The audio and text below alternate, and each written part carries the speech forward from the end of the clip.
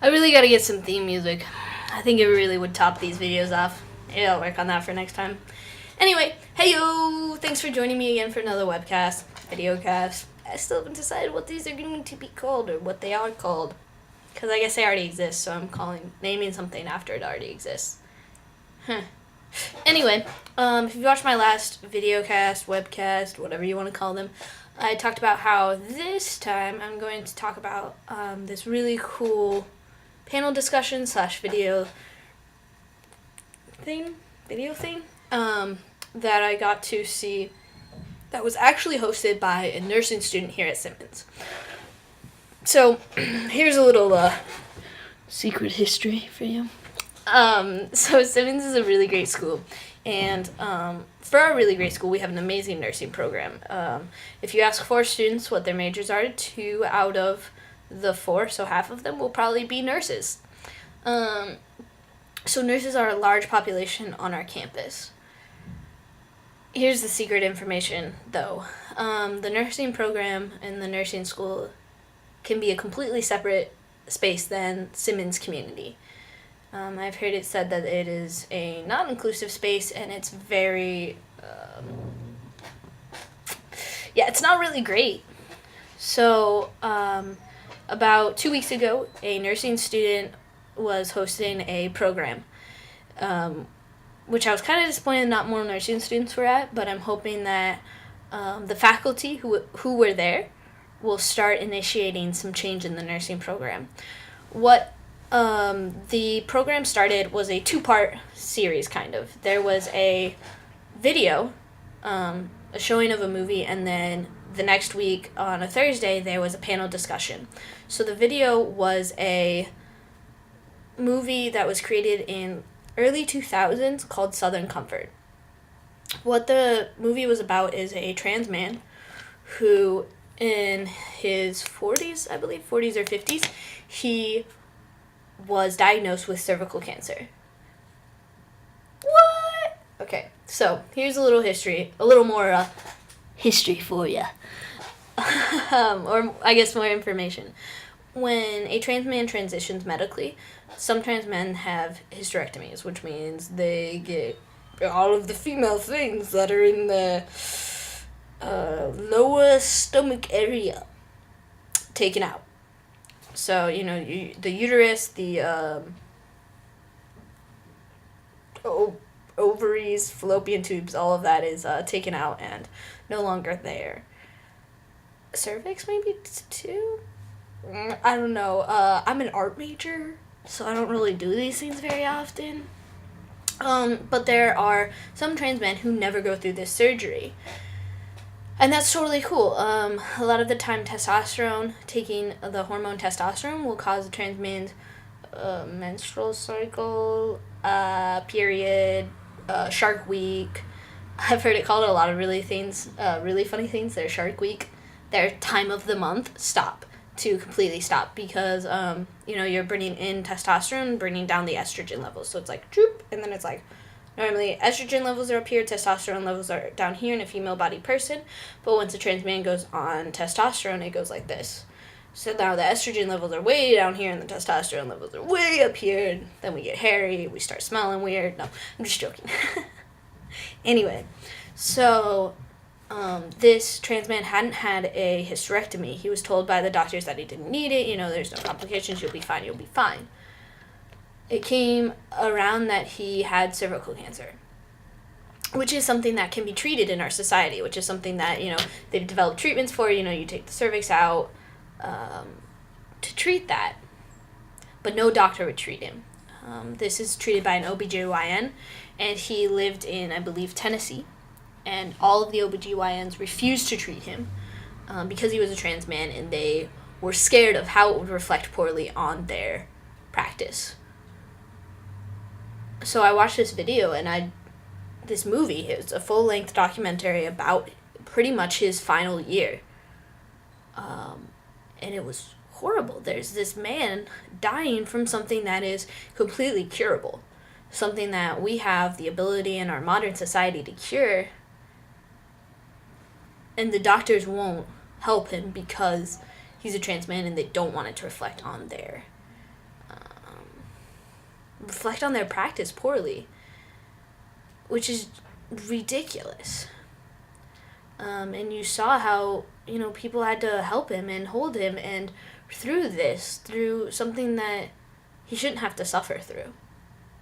So after the movie was shown, Sarah, who was the student who led this, who really started working on this. She's a nursing student here at Simmons. She's a really amazing person. I have no doubt that as a nurse, she will be the most sympathetic, empathetic, brilliant person ever in her career as a nurse, and she will do amazing and great things for the healthcare community. That's the kind of person she is. But afterwards, she led this interesting discussion, and it was, as I said, mainly staff members who came. I think it was me and 2 other students, one of which was one of my friends and a social work and journalism major, and then we had 1 nursing student who came. And what was so interesting was some of the questions, though, that came after this video, or some of the discussion points. And I saw something that was a little disheartening. Was these people who had practices and were now professors and teachers kind of patting themselves on the backs and being like, oh yeah, we've done better. I had a trans man come into my practice once, and he had to have a pap smear, and I could tell this was really discomforting for him, and all of these things, and I called the OBGYN and told them that this is what was going on, and they got him in really early in the morning. So it was kind of them giving themselves, pats on the backs and props for these things, for treating humans as they should be treated, which I think was, I was not comfortable with. But there was one comment that I was really, really uncomfortable with.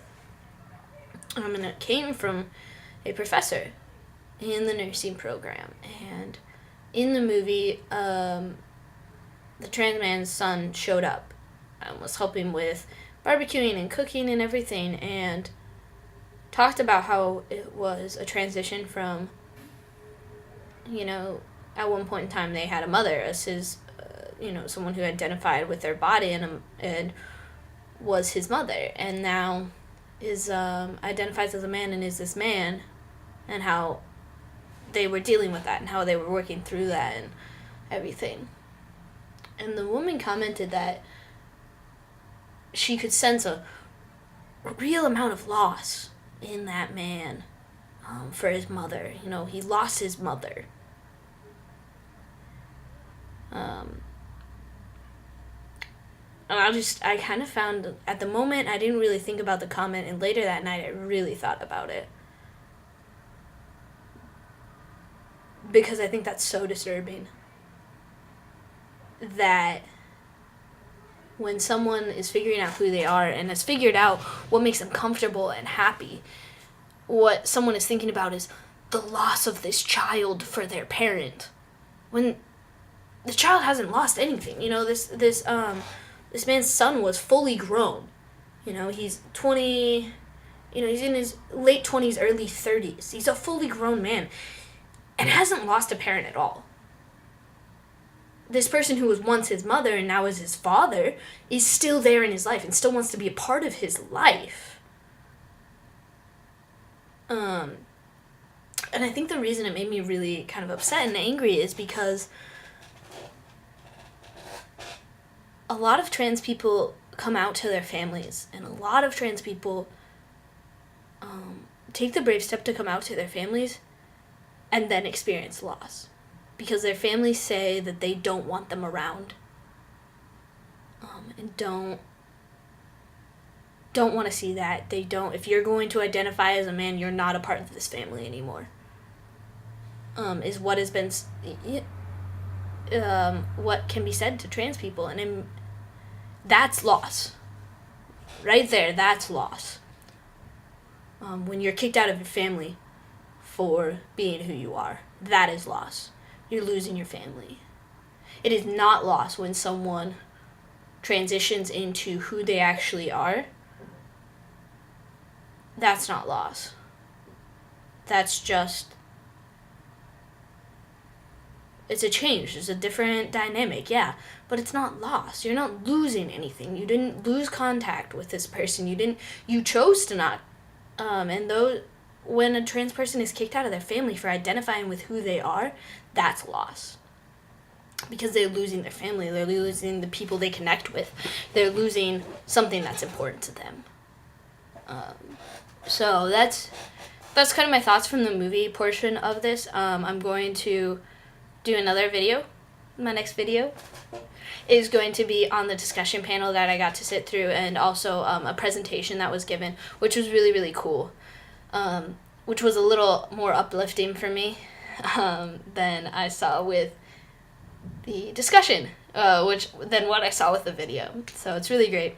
Those are my thoughts, though. Also, if you ever get the opportunity, you should definitely watch Southern Comfort. I think it's an amazing documentary. It's a great, great documentary that I think everyone should watch, especially those who are going into the healthcare field, because it shows a lot of the flaws that our healthcare has. So, yeah, that's all I got for today. I hope you have a great week. Bye!